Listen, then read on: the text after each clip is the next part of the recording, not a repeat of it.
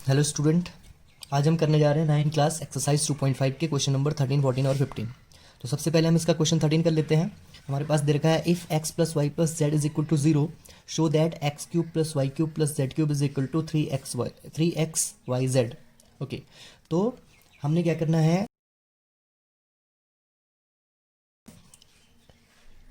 X cube plus y cube plus z cube को 3x y z के बराबर दिखाना है। इसके लिए हम कौन सी आइडेंटिटी लगाएंगे? इसके लिए हम लगाएंगे, हम एक आइडेंटिटी यहाँ पे जानते हैं, x cube plus y cube plus z cube वाली आइडेंटिटी कौन सी है हमारे पास? तो हम लिखेंगे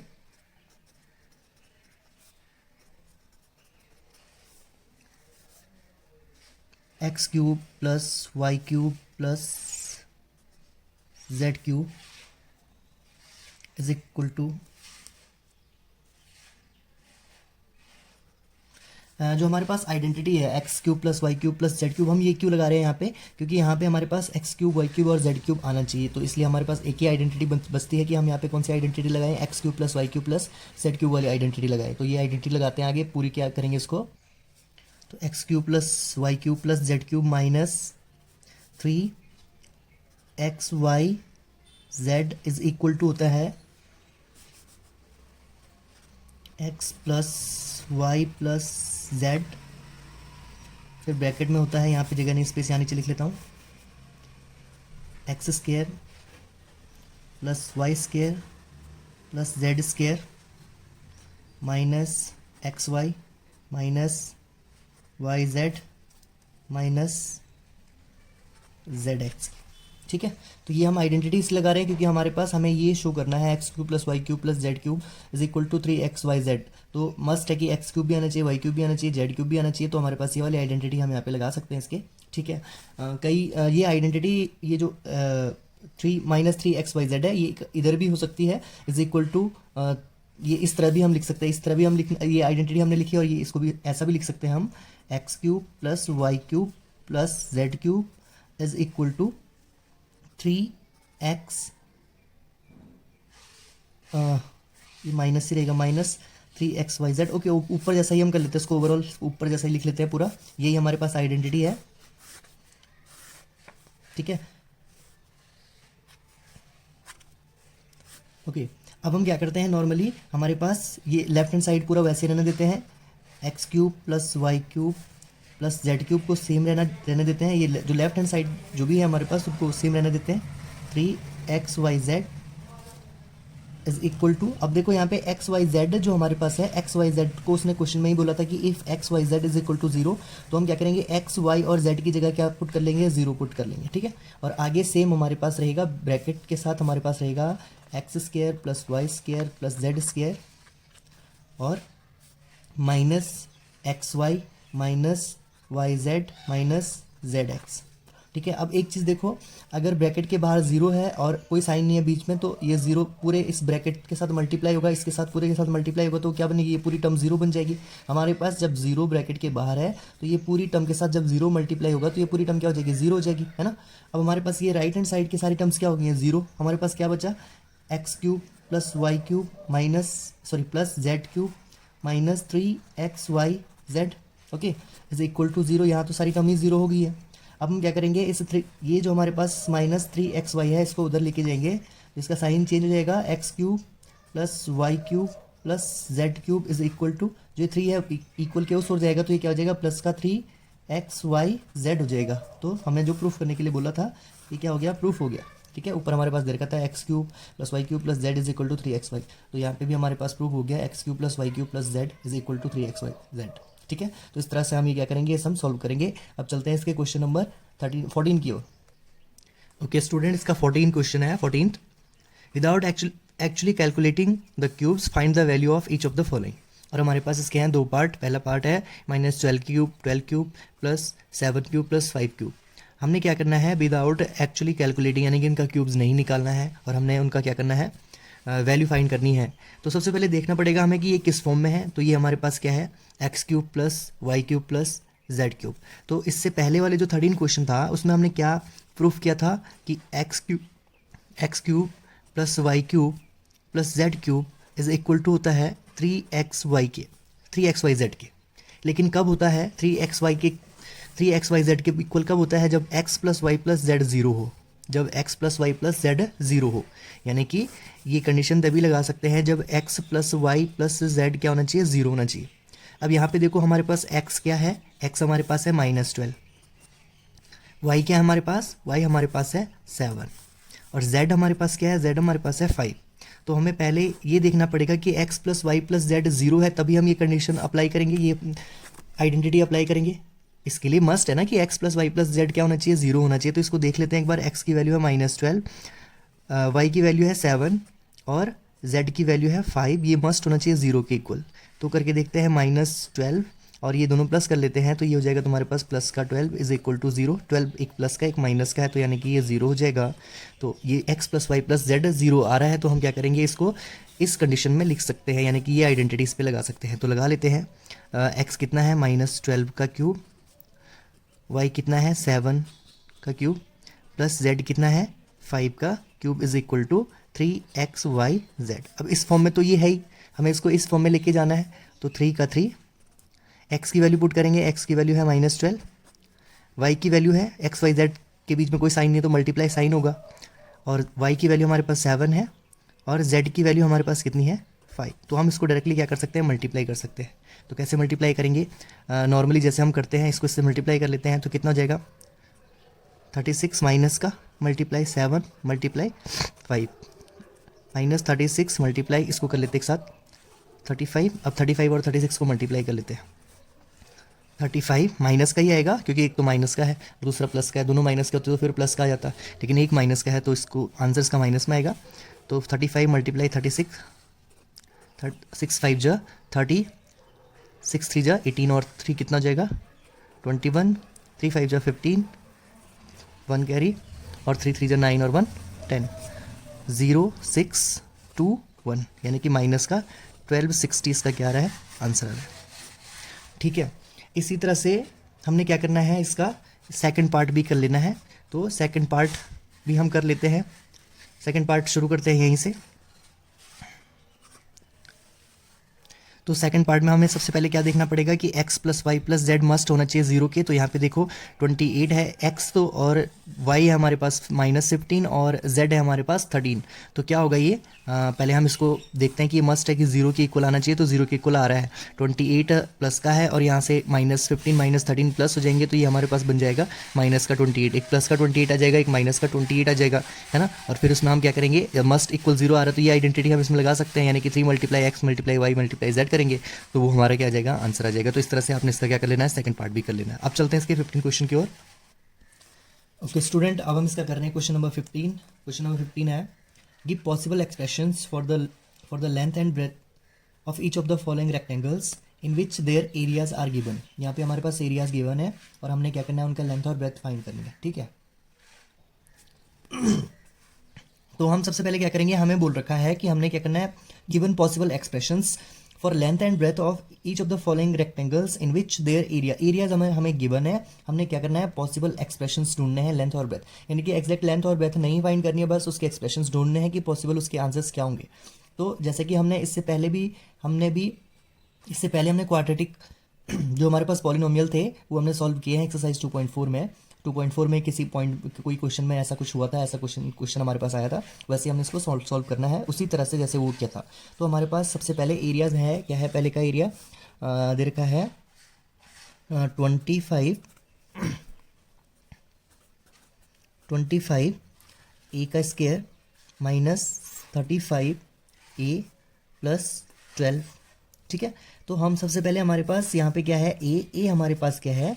ए यानी कि जो ए होता है वो कोफिशिएंट ऑफ एक्स स्क्वायर, यानी कि ए का स्क्वायर का जो कोफिशिएंट है यानी कि वो 25 है। एक्स स्क्वायर यानी कि एक्स स्क्वायर ए स्क्वायर कुछ भी बोल सकते हैं, जेड स्क्वायर वाई स्क्वायर। तो जो स्क्वायर वाली पॉइंट है उसको हम ए बोलते हैं, यानी कि उसका जो कोफिशिएंट है उसको ए बोल दिया, यानी कि ए स्क्वायर का कोफिशिएंट हमारे पास क्या है? 25। उसके बाद जो बी होता है हमारे पास, बी है कोफिशिएंट ऑफ ए का, यानी कि एक्स का या ए का, उसको हम बोलेंगे बी हमारे पास है माइनस साइन के साथ 35। ओके, और जो हमारे पास सी है यानी कि कांस्टेंट टर्म वो हमारे पास 12 दे रखी है। ठीक है, तो हम सबसे पहले क्या करते हैं, हमने देखा था उसमें सबसे पहले ए और ए को मल्टीप्लाई करते हैं हम किससे, सी से मल्टीप्लाई करते हैं। तो ए को सी से मल्टीप्लाई करके देखो ए कितना है हमारे पास 25 मल्टीप्लाई 12, तो कितना हो जाएगा 0 और 300 आ रहा है मल्टीप्लाई करके, माइनस का 300 नहीं, माइनस का नहीं प्लस का 300 आ रहा है। ठीक है, तो हमें क्या करना है, प्लस माइनस करके माइनस का 35 हमें चाहिए, और मल्टीप्लाई करके अगर उन्हीं डिजिट को हम मल्टीप्लाई करेंगे तो हमें हमारे पास कितना आना चाहिए, 300 आना चाहिए।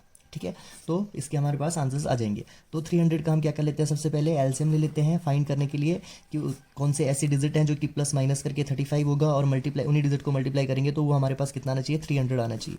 तो उसके लिए बेस्ट है कि हम उसका क्या ले लें, सभी के फैक्टर्स बना ले, 300 के फैक्टर बना लेते हैं। तो सबसे पहले 2 से ये हो जाएगा 150, फिर 2 से ये हो जाएगा 75, फिर 3 से हो जाएगा 3 2 6, और 3 5 15, फिर 5 से होगा 5 5 25, और फिर 5 से होगा 5 1 5। यानी कि हमारे पास बने किसके फैक्टर्स, 300 के फैक्टर हैं 2 मल्टीप्लाई 2 मल्टीप्लाई 3 मल्टीप्लाई 5 मल्टीप्लाई 5। तो हमारे पास क्या है, हम देख लेते हैं कि इसके कौन कौन से फैक्टर बन रहे हैं जो प्लस माइनस करके हमारे पास 35 आए, और मल्टीप्लाई करके कितना आना चाहिए, 300। यानी कि ए और सी को मल्टीप्लाई करके जो भी आएगा वो हमारे पास मल्टीप्लाई करके आना चाहिए। तो देखते हैं हमारे पास आ रहा है 2 मल्टीप्लाई 2 मल्टीप्लाई 3 मल्टीप्लाई 5। तो हम क्या कर लेते हैं, नॉर्मली ये हमारे पास हो जाएगा 2 2 4, और 4 5 ज़ा 2 2 4, 4 5 ज़ा 20, 4 5 ज़ा 20 आ रहा है, और 3 5 ज़ा 15। तो यानी कि एक इसका मिल रहा है हमें कितना, 2 2 4, 4 5 ज़ा 20 20, और एक हो रहा है 3 5 ज़ा 15। यानी कि 15 और 20 को हम अगर प्लस कर रहे हैं तो वो हमारे पास 35 आएगा, मस्ट आएगा ही आएगा। ठीक है, और उसको हम अगर हम मल्टीप्लाई कर रहे हैं तो वो ऑलरेडी 300 आ रहा है। तो यानी कि जो उसके फैक्टर्स हैं जो हमारे पास मिल गए हैं 20 और 15, लेकिन ध्यान रखना यहाँ पे हमारे पास साइन क्या है, माइनस का 35 आ रहा है।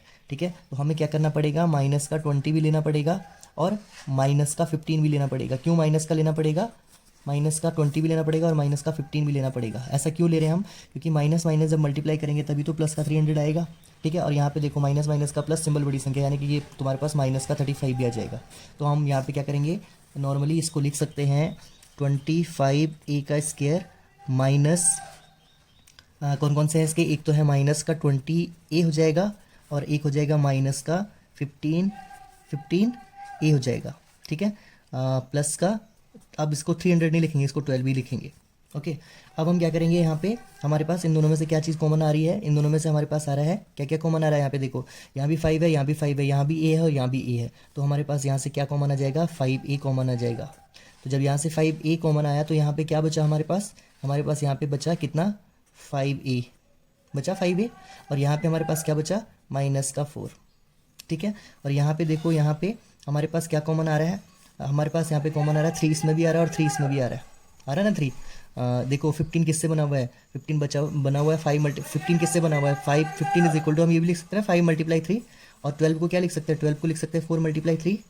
तो यानी कि 3 दोनों में आ रहा है, तो यहाँ से क्या ले लेंगे, माइनस का 3 कॉमन ले लेंगे। माइनस का 3 क्यों लेंगे, क्योंकि ये टर्म हमारे पास क्या आनी चाहिए, जो ये वाली टर्म है अगली टर्म सेम आनी चाहिए। तो यहाँ से अगर हमने 3 कॉमन ले लिया तो अंदर क्या बचा हमारे पास, 5 ए, और ये ब्रैकेट के बाहर अगर हमने साइन माइनस ले लिया तो अपोजिट हो जाएंगे ब्रैकेट के अंदर वाले सारे सम, सारी डिजिट। तो ये बन जाएगा माइनस का 4 बन जाएगा। ठीक है, अब देखो ये चीज़, ये टर्म सेम रिपीट हो रही है, यानी कि 5a माइनस 4, और ये वाली अलग ले लो 5a माइनस 3। तो यानी कि हमारे पास इसके जो लेंथ और ब्रेथ के एक्सप्रेशंस थे वो मिल गए, यानी कि लेंथ इसकी हो जाएगी 5a माइनस 4 और इसकी ब्रेथ हो जाएगी 5a माइनस 3। ठीक है, तो ये हमारा जो है इसका पॉसिबल क्या हो जाएंगे, एक्सप्रेशंस हो जाएंगे, जिसका एरिया हमारे पास कितना है 25 ए स्क्वायर माइनस 35 ए प्लस 12। तो इस तरह से हमने इसको क्या कर दिया, सॉल्व कर दिया। ठीक है, तो ये क्वाड्रेटिक पॉलिनोमियल्स इसी तरह से सॉल्व किए जाते हैं। इसके और भी कई मेथड हैं जो हम 10th में देखेंगे। फिलहाल हमने क्या किया, मिडिल टर्म स्प्लिट करके इसको सॉल्व किया। ठीक है, और जैसे इसके और भी बहुत सारे मेथड है तो वो हम 10th क्लास में पढ़ेंगे। ओके, अभी इसको क्लियर कर लेते हैं। सेकंड क्वेश्चन भी ऐसा ही है, तो उसको क्लियर करते हैं कि सेकंड क्वेश्चन कैसे होगा, तो फिर ज़्यादा बेटरली तुम्हें समझ में आ जाएगा। ओके, अब करते हैं इसका सेकंड पार्ट। ओके स्टूडेंट, तो हमने इसका सेकंड पार्ट लिख लिया है 35 y square plus 13 y minus 12। तो हम सबसे पहले क्या करेंगे, हमारे पास यहाँ पे ए क्या है, ए हमारे पास जो भी वाई स्क्वायर होगा या एक्स स्क्वायर होगा, ए स्क्वायर होगा, पिछली बार ए स्क्वायर था, इस बार वाई स्क्वायर है, तो यानी कि उसका कोफिशिएंट हमारे पास ए होगा, तो 35 है वाई स्क्वायर का कोफिशिएंट, और बी हमारे पास हो जाएगा वाई का कोफिशिएंट, अकेला वाई का, ये वाई का स्क्वायर, ये वाई स्क्वायर का कोफिशिएंट और ये वाई का कोफिशिएंट, तो वो बी कहलाएगा, यानी कि वो 13 है, और जो सी कॉन्स्टेंट टर्म है हमारे पास वो है माइनस का 12। तो सबसे पहले हम क्या करेंगे, सबसे पहले हम क्या करते हैं, ए को मल्टीप्लाई कर लेते हैं सी के साथ। तो ए को मल्टीप्लाई करेंगे सी के साथ तो कितना हो जाएगा 35 मल्टीप्लाई -12, तो वो आ रहा है हमारे पास कितना माइनस का 420। ठीक है, 12 5 जा 60 और 60 और 12 3 जा 36 और 6 हमारे पास हो जाएगा 42, एक माइनस का है तो वो हमारे पास 420 माइनस का हो जाएगा। तो अब एक चीज़ क्लियर हो गई है कि हमें क्या है, ऐसी डिजिट ढूंढनी है जो प्लस माइनस करके प्लस का 13 होगा और मल्टीप्लाई करके उन्हीं डिजिट को अगर हम मल्टीप्लाई करेंगे तो हमारे पास 420 आना चाहिए। ठीक है, तो उसके लिए हम क्या करते हैं, जैसे कि हम उसके प्राइम फैक्टर बनाएंगे किसके, 420 के। तो 420 के प्राइम फैक्टर्स बना लेते हैं। 2 से हो जाएगा 2 2 जा 4, 2 1 जा 2 0, फिर 2 से करेंगे 2 1 जा 2, 2 5 2 1 जा 2 और 2 5 जा 10। उसके बाद किससे करेंगे, 3 से करेंगे, 3 3 जा 9 और 3 5 जा 15 हो जाएगा। फिर उसके बाद 5 से करेंगे, 5 7 जा 35 होता है और 7 1 जा 7। तो इसके हमारे पास ये फैक्टर्स आ गए हैं। अब हमने इनको इस तरह से रीअरेंज करना है कि ये प्लस माइनस करके क्या हो जाए 13 हो और मल्टीप्लाई करके तो ऑलरेडी हो ही जाएंगे वो, क्योंकि इसी के फैक्टर है। तो देखते हैं कौन सी डिजिट बन रही है। अगर हम ऐसा कर लेते हैं इसको, 2 2 जा 4 और 4 5 जा 2 2 जा 4 4 5 जा 20। अगर 20 कर लेते हैं इसको 20, ठीक है, इसको कर लेते हैं 20 और ये हो जाएगा 7 21, ये 21 हो रहा है। तो अगर हम करके देखेंगे 2 2 जा 4 5 जा 20 और 7 3 जा 21, अगर इनको प्लस करके देखेंगे तो हमारे पास कितना आना चाहिए 35। तो ये इस तरह से नहीं आ रहा है। ठीक है, किस और तरह से कैसे करेंगे हम इसको, और तरह से भी हम इसको कर सकते हैं। तो अब दूसरी तरह से इसको अरेंज करते हैं। दूसरी तरह से कैसे अरेंज करेंगे, इस तरह से तो नहीं हो रहा है। अब हम इसको इस तरह से अरेंज करते हैं, 2 2 जा 4, ठीक है, और 4 7 जा 28। ठीक है, एक मतलब ये तो इन्वॉल्व हो गई है ये, और बीच में हमारे पास बचा 5 3 जा 15। तो यानी कि 28 और 15 करके देखते हैं, 28 और 15 करके हो रहा है। तो 28 और 15 को प्लस माइनस करो तो हमारे पास कितना आना चाहिए, 13 आना चाहिए। तो अगर मैं क्या कर लेता हूँ, माइनस का 15 रख देता हूँ, क्योंकि यहाँ पे प्लस का 13 है। ठीक है, तो प्लस का 13 तभी आएगा जब बड़ी डिजिट प्लस की होगी। तो बड़ी डिजिट को मैंने प्लस का कर दिया और छोटे डिजिट को माइनस कर दिया। अब इसको माइनस करेंगे तो कितना हो रहा है, 8 में से 5 गया, हमारे पास बचा 3 और 2 में से 1 गया तो 1, 13 आ रहा है। ओके, मिल गया हमें पेयर। यानी कि जो हमारे पास इधर लिख लेता हूँ मैं, जगह थोड़ा स्पेस कम है तो मैं यहाँ पे लिख लेता हूँ 13y को मैं ऐसा भी लिख सकता हूँ। 13y को कैसे लिख सकता हूँ, 13y को लिख सकता हूँ 28y minus 15y। 38y minus 15y को अगर मैं प्लस माइनस करूँगा तो मेरे पास 13y आ जाएगा। ठीक है, तो यानी कि इसकी जगह मुझे ये चीज़ लिखनी है इस बार। ठीक है, ओके, तो कर लेते हैं 35y स्क्वायर, इसको लिख लेते हैं प्लस का 28y माइनस का 15y। ठीक है, अब हमारे पास हमने 420 नहीं लिखना, वो तो फैक्टर्स बनाने के लिए हमने फाइंड किया था। बस कोफिशिएंट हमको सेम लिखना है, एज इट इज़ आएगी माइनस का 12। ठीक है, अब मैं यहाँ से क्या कर लेता हूँ, इन दोनों में से कुछ कॉमन ले लेता हूँ। तो क्या कॉमन आ रहा है इसमें से, देखो 35 में 7 भी होता है और 28 में भी 7 होता है, और y यहाँ भी है, y यहाँ भी है। तो मैं क्या कॉमन ले लेता हूँ, 7y कॉमन ले लेता हूँ। अगर 7y कॉमन ले लेता हूँ तो 35 में से अगर 7 बाहर आ गया तो कितना हुआ, 5y बच जाएगा अंदर। ठीक है, और यहाँ पे कितना हो जाएगा, यहाँ पे बच जाएगा हमारे पास प्लस का, अगर 7 कॉमन ले लिया और y भी कॉमन ले लिया तो यहाँ पे 28 का कितना बच जाएगा, 4 बच जाएगा। ओके, क्लियर है। और यहाँ पे देखो, यहाँ पे मेरे को क्या कॉमन लेना है, यहाँ पे मैं क्या कॉमन ले सकता हूँ, क्या आ रहा है दोनों में, यहाँ भी 3 आ रहा है और यहाँ भी 3 आ रहा है ना, क्योंकि 15 किससे बना हुआ है, 15 बना हुआ है। 15 को मैं लिख सकता हूँ 3 × 5 और 12 को क्या लिख सकता हूँ, 12 = 3 × 4। तो यानी कि 3 3 दोनों जगह आ रहा है, y तो नहीं आ रहा है, यहाँ y है यहाँ नहीं है। तो कल मैं क्या ले लूँगा, माइनस का 3 कॉमन ले लूँगा। माइनस का 3 क्यों ले रहा हूँ, क्योंकि मुझे अगली जो टर्म है वो प्लस की चाहिए, यही चाहिए सेम ऐसा। तो तभी आएगा जब मैं माइनस साइन कॉमन लूँगा। यहाँ पे तो कांस्टेंट टर्म माइनस की थी, इसलिए मैं यहाँ क्या कर लेता हूँ, माइनस ले लेता हूँ कॉमन। तो अंदर क्या बच जाएगा, सारी डिजिट प्लस हो जाएंगी। तो यहाँ पे बच जाएगा मेरे पास 5y और ये बच जाएगा प्लस का 4, क्योंकि 12 में से 3 वायर चले गया तो अंदर बच जाएगा हमारे पास 4। अब देखो हमारे पास क्या बचा है, 5y + 4 और एक बचा हुआ है 7y, इन दोनों को कॉमन ले लेना, और ये बचा 7y - 3। तो इसके पॉसिबल आंसर्स आ गए, एक्सप्रेशंस आ गए। यानी कि जो इसकी लेंथ होगी वो होगी 5y + 4 और जो इसकी ब्रेथ होगी वो होगी 7y - 3। तो ये लेंथ है और ये हमारे पास क्या जाएगी, ब्रेथ हो जाएगी। इस तरह से हमने इसका क्या कर दिया, जो हमारे पास 15th क्वेश्चन था उसके दोनों पार्ट हमने कर लिया। अब करते हैं इसका last question. Okay, last question इसका 16 क्वेश्चन में नोट डाउन कर लेता हूँ। ओके स्टूडेंट, मैंने इसका 16 क्वेश्चन लिख लिया है। क्वेश्चन कह रहा है what are the possible expressions for the cuboids whose volumes are given. Volume हमारे पास गिवन है, हमने क्या करना, उसके पॉसिबल एक्सप्रेशंस ढूंढने। तो सबसे पहले क्यूबॉइड के वॉल्यूम का फॉर्मूला क्या होता है, क्यूबॉइड के वॉल्यूम का फॉर्मूला होता है length multiply breath multiply height. ये क्यूबॉइड के वॉल्यूम का फॉर्मूला है। ठीक है, तो यानी कि जो हमारे पास आंसर आएगा वो लेंथ, पहले लेंथ, ब्रेथ और फिर हाइट आएगी। अब हम हमारे पास जो फर्स्ट क्वेश्चन है, फर्स्ट क्वेश्चन हमारे पास दे रखा है 3x² माइनस 12x। अब देखो ये क्वाड्रेटिक तो है लेकिन ये क्या है, ट्राइनोमियल नहीं है, यानी कि इसमें x² की टर्म है, y की है, x² की है, x की है, लेकिन कांस्टेंट टर्म नहीं है। ठीक है, कांस्टेंट टर्म यानी कि c नहीं है हमारे पास। ठीक है, ये क्या नहीं है, ट्राइनोमियल नहीं है, यानी कि 3 टर्म वाला नहीं है, इसमें 2 ही टर्म हमारे पास है। तो इसको कैसे सॉल्व करते हैं, सबसे पहले हम नॉर्मली इसको सॉल्व करेंगे, इसमें से क्या कोई चीज़ कॉमन आ रही होगी तो कॉमन लेते हैं, डायरेक्टली कॉमन लेते हैं। तो यहाँ देखो, यहाँ भी 3 है और यहाँ भी 3 है। 3 क्यों है, क्योंकि 12 को हम लिख सकते हैं 3 × 4 लिख सकते हैं। इसके अलावा यहाँ भी x है और यहाँ भी x है हमारे पास। ठीक है, तो हम क्या ले लेते हैं, कॉमन कॉमन लेते हैं हम 3 और साथ में ले लेते हैं x। अगर यहाँ से 3x चले गया तो अंदर क्या बच जाएगा, x माइनस, और यहाँ पे हमारे पास क्या है, क्या चले गया बाहर, 3 बाहर चले गया, x बाहर चले गया, तो अंदर क्या बचेगा मेरे पास, अकेला बच जाएगा 4। ठीक है, तो ये हमारे पास देखो, इसको हम अगर इसको थोड़ा अलग अलग करके लिखेंगे तो ये हो जाएगा हमारे पास 3 × x × x माइनस 4, यही होगा हमारे पास ये। तो यानी कि पहली टर्म हमारे पास क्या हो जाएगी, लेंथ की हो जाएगी। दूसरी टर्म हमारे पास क्या, दूसरा जो ये है वो हमारे पास हो जाएगी ब्रेथ की हो जाएगी, और तीसरी जो है ये हमारे पास हाइट हो जाएगी। तो इस तरह से हमने इसको सॉल्व करना है बड़ी आसानी से। ठीक है, अब हम चलते हैं इसके सेकंड क्वेश्चन, सेकंड पार्ट की, और सेकंड पार्ट हमारे पास दे रखा है 12ky² plus 8ky minus 20k। तो इसको हम नॉर्मली सॉल्व कर सकते हैं। सभी जगह हमारे पास क्या है, हमारे पास सभी जगह k है, इसके अलावा भी और कुछ है, 4 भी हमारे पास, इसके अलावा 4 भी है। ठीक है, 4 भी हमारे पास यहाँ पे है। ओके, तो देखो सभी जगह हमारे पास यहाँ भी k है, यहाँ भी k है और यहाँ भी k है। ठीक है, इसके अलावा ये 12 में भी 4 इंक्लूड होता है, यानी कि 12 को हम लिख सकते हैं 4 × 3। ठीक है, 4, 8 को भी लिख सकते हैं 2 × 4, और 20 को भी लिख सकते हैं 5 × 4, यानी कि 4 और k सभी जगह है। तो मैं क्या कॉमन ले लेता हूँ, इसका सेकंड क्वेश्चन है, यहाँ से मैं 4k कॉमन ले लेता हूँ। तो यहाँ पे अंदर क्या बच जाएगा, 12 देखो 12 किसको मिलकर बना हुआ, 12 इज इक्वल टू होता है 3 × 4। तो 4 बाहर आ गया तो अंदर क्या बच जाएगा 3, ये बाहर चले गया तो यहाँ पे अकेला बच जाएगा y² प्लस 8 में से 4 चले गया, 8 जो है 8 था हमारे पास, 8 किससे बना होता है 4 × 2, तो 8 चले गया बाहर और k भी चले गया बाहर, तो यहाँ पे बच जाएगा 8y। ठीक है, सॉरी, यहाँ पे बच जाएगा 2y, क्या बच जाएगा 2y। ओके, यहाँ से हमारे पास साइन वही रहेगा, जो 20 था, 20 किससे बना हुआ था 4 × 5, तो एक माइनस करा होगा, यानी कि -5 अंदर ही रहेगा, और 4 चले जाएगा तो यहाँ पे बच जाएगा -5। ओके, अब हमारे पास देखो ये तुम्हारे पास क्या बन गया, क्वाड्रेटिक बन गया। ठीक है, ट्राइनोमियल है ये। तो इसको नॉर्मली जैसे हमने इसका 15 क्वेश्चन किया था वैसे हम करेंगे, 4k के साथ कोई हम छेड़छाड़ नहीं करेंगे, बस इस अंदर को करेंगे।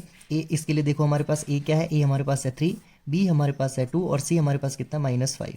ठीक है, तो हम क्या कर लेते हैं, a और c को मल्टीप्लाई कर लेते हैं, तो हमारे पास कितना आ रहा है -15।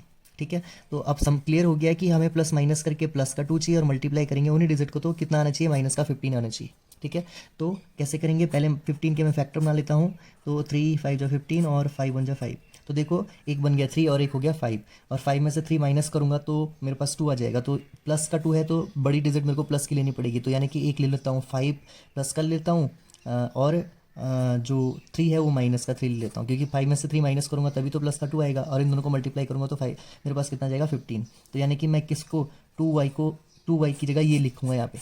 ठीक है, तो 3y सेम रहेगा, 3y²।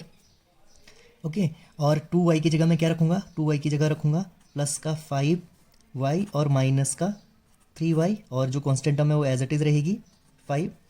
Okay, 4k as it is रहेगा, इसके साथ कुछ नहीं छेड़छाड़ करनी है। ये हमारे पास ऑलरेडी लेंथ आ चुकी है। यहाँ पे देखो इसमें और इसमें, इस टर्म में क्या कॉमन है, इसमें y कॉमन है। ठीक है, तो y के अलावा और कुछ कॉमन नहीं है, तो y बाहर ले लेता हूँ, और अंदर क्या बच जाएगा मेरे पास 3y + 5 बच जाएगा, 3y + 5, 3y + 5 बच जाएगा ना, क्योंकि एक y बाहर आ चुका है, तो अंदर बच जाएगा हमारे पास 3, और यहाँ से y चले गया तो अकेला 5 बच जाएगा।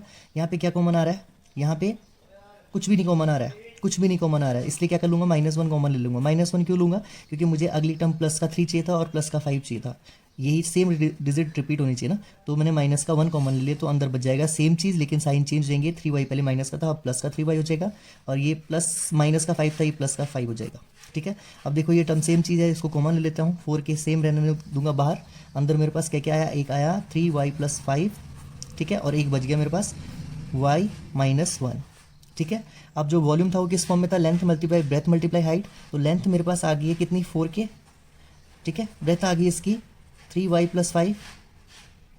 ठीक है, और इसकी हाइट कितनी आ गई, हाइट आ गई y - 1। तो ये तुम्हारे पास इसके क्या हो गए, पॉसिबल एक्सप्रेशंस हो गए इस वाले वॉल्यूम के जो हमारे पास सेकंड वाला वॉल्यूम दे रखा था। इसकी लेंथ हमारे पास आ गई 4k, इसकी ब्रेथ आ गई 3y + 5 और इसकी हाइट आ गई हमारे पास y - 1। तो स्टूडेंट मैंने ये एक्सरसाइज कंप्लीट कर ली है। इसके लास्ट 16 क्वेश्चन तक ही थे। इस तरह से हमने इसके सारे क्वेश्चन कर लिए हैं। आप इनको अच्छी तरह से रिवाइज कर लेंगे और एक दिन मैं इनका क्या करूँगा, तुम्हारे लिए टेस्ट भी रखूँगा, एक वीडियो बनाऊँगा टेस्ट का और देखता हूँ कौन बच्चे मेरे को उसका रिप्लाई करते हैं। Thank you. Must watch video और शेयर और लाइक कर दे। Thank you.